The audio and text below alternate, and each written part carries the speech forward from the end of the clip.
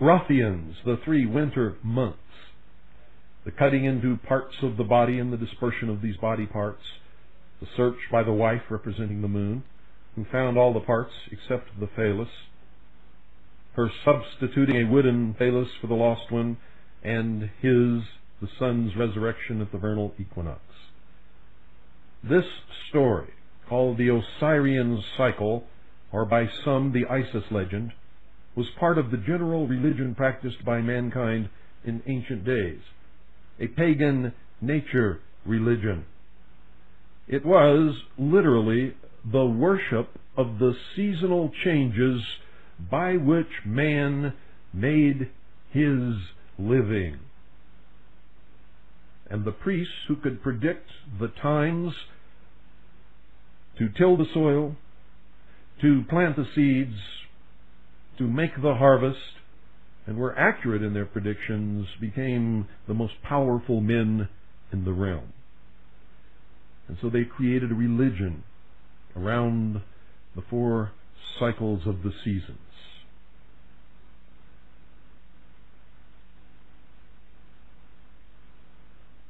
To the profane, or the common man, it was the worship of the sun, moon, and the starry sky.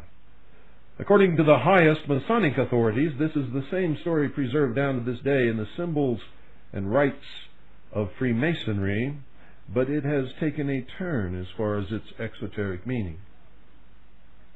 The plot of the Masonic version is part of the initiation ceremony for the 3rd or Master Mason degree. It involves the supposed death of Hiram Abiff, who is said to have built Solomon's temple, at the hands of 3 ruffians, a search for his body, the loss of a secret word, and the substitution of a new word for the lost one. This new word is an amalgamation of the names of 3 sun gods, and thus relates to the active or male principle, in effect the phallus.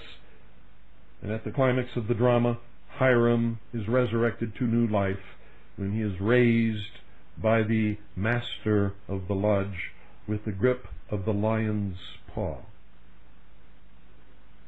Now, the New Age movement seeks to restore to all mankind this mystery play along with the process of initiation into a new age, a Luciferic initiation, which will, they say, take place in Masonic temples as part of the New Age world religion, which, of course, they believe will restore the ancient mysteries. And today, according to Freemasonry's most distinguished authorities, the occult secrets of these mystery religions are embedded in the symbols and rites of Freemasonry.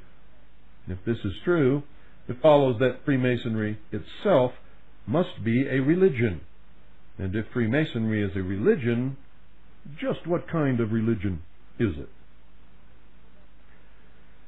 Well, chief among Freemasonry's distinguished authorities, as I have already disclosed to you, was Albert Pike.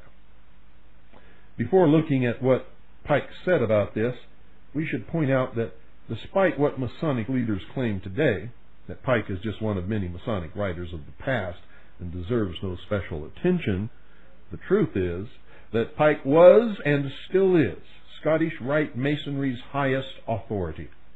The word authority is based on the word author, and Pike is the one who authored the Scottish Rite as practiced today. And indeed, they don't even heed what they say. They claim Pike is just one of many Masonic writers of the past and deserves no special attention, yet he is the only Freemason who has ever rated the high honor of being entombed in the house of the Temple of the 33rd degree of the Supreme Council of the 33rd degree in Washington, D.C., just like V.I. Lenin was entombed in the walls of the Kremlin.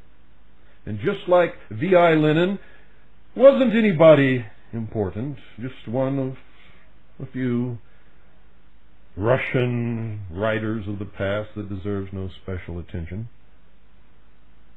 Pike is right up there with Lenin. Oh, they don't like me at all. That's why President Clinton called me the most dangerous radio host in America. I'm not afraid of anyone, not afraid of anything, and I'll tell you the truth whether you want to hear it or not. And the truth is the most dangerous weapon to people who live in lies that can ever be wielded against them. They would much rather get rid of the truth than something called an assault weapon.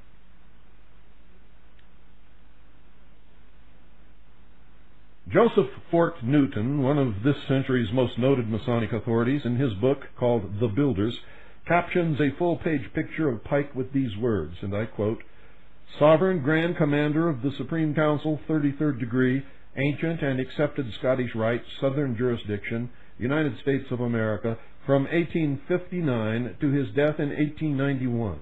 He recast the old Scottish Rite rituals and brought them to their present state of beauty and perfection."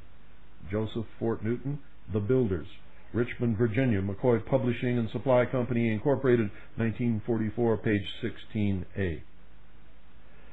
Note that he states Pike brought the rituals to their present state of perfection. In addition, Pike was an honorary member of virtually every single Grand Lodge on earth. He is the only Masonic authority to be given the honor of being entombed in the House of the Temple in Washington, D.C. Manly P. Hall, in his book, Lectures on Ancient Philosophy, quotes another high-ranking Mason who eulogized Pike.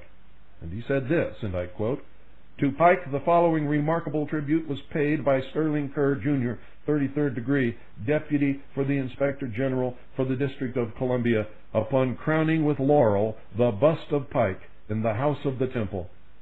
Pike was an oracle greater than that of Delphi. He was truth's minister and priest. His victories were those of peace. Long may his memory live in the hearts of the brethren." End quote. His victories were those of peace. Albert Pike was a Confederate general, ladies and gentlemen. Hall then adds some high praise of his own, stating that Pike was single-handedly responsible for making Freemasonry the most powerful organization in America. Now, listen to what I just said, ladies and gentlemen. Regardless of who or what you always thought wielded the most power, listen to what he said. Pike was single-handedly responsible for making Freemasonry the most powerful organization in America. Quote, "Affectionately termed Albertus Magnus by his admirers, Pike wrote of Hermeticism and alchemy and hinted at the mysteries of the temple. Through his zeal and unflagging energy, American Freemasonry was raised from comparative obscurity to become the most powerful organization in the land." End quote. Hall, page 414. So much for the claim that Albert Pike's works are not really authoritative. I'll state it again. Pike is the authority on the Scottish Rite. He's the one who wrote it. He created it in its modern form. He also wrote the book containing the philosophy which underlies the Scottish Rite, which I advised you to pick up and read yesterday, called Morals and Dogma. So what did Albert Pike say about Masonry as a religion? Well, this is an important question. Since we are saying that Freemasonry is to be at the core of the New Age world religion, it's obvious that Freemasonry itself must be clearly seen to be a religion. But the claim is being made repeatedly today by the 33rd degree Council that Freemasonry is not a religion. But ladies and gentlemen, how could we expect to get the truth about these matters from any Freemasonry? For every Freemason has sworn upon penalty of his own death never to reveal the secrets of the order to anyone who is not entitled to them. They cannot and will not tell us the truth ever.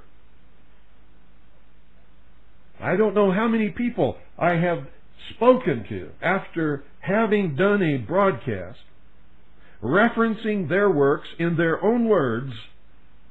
Some poor soul calling me on the phone or walking up to me somewhere and saying, "Bill, you must be wrong because I know my uncle and he would never lie to me and he told me that what you said is not true." Ah, but Sally, you see, you missed the whole point. I didn't say it. They did. I quoted them in their own words from their own works. "Oh, but my uncle would never lie to me. You must be mistaken." These must have been people who hated Freemasonry who wrote those books.